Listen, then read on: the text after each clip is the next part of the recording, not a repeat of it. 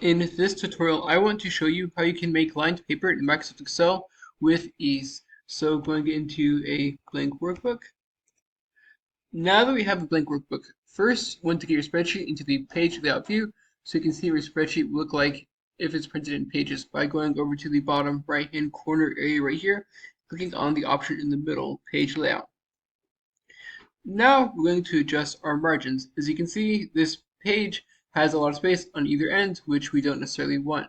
By going to page layout, margins, custom margins, and from here you're going to adjust the top, header, and bottom right and bottom margins and so on to be 0.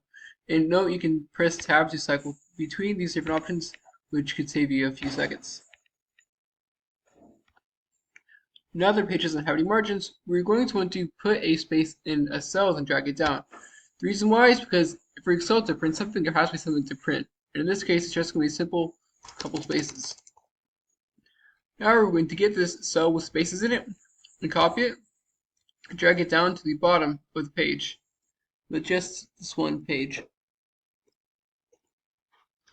And from here, we're going to get the same selection, drag it across, and you're going to want to go to the Home tab.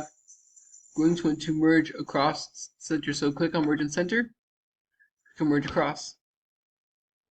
And now that our page is merged across, as you can see, we have a line for each row in Excel.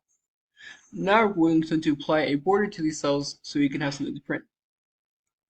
So we're going to hide this page and apply a border by clicking on the border option right here, and then click on all borders. And then now we have a lined page that we can print in Excel. And note there's a lot of flexibility they can have with how this page looks. So for example, if you want the page to have wider widths, you can go to format right here, row height, and then you can have it be, even 1 inch, for example.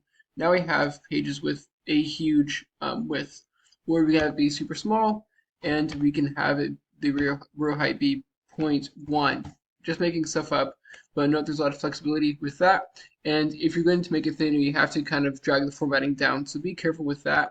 Another thing too is you can adjust the color and the way the borders looks by going to the border right here, clicking on line colors. You can adjust line colors to be whatever you want. You can also click on more borders and really just kind of mess with the borders to have them be what they want them to look like.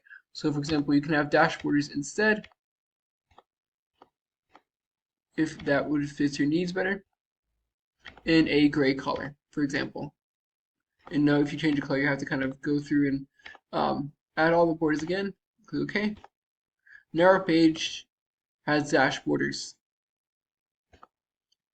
As I said, I hope you found this tutorial to be helpful. If you did, like, subscribe, comment. Thanks for watching. Have a great day.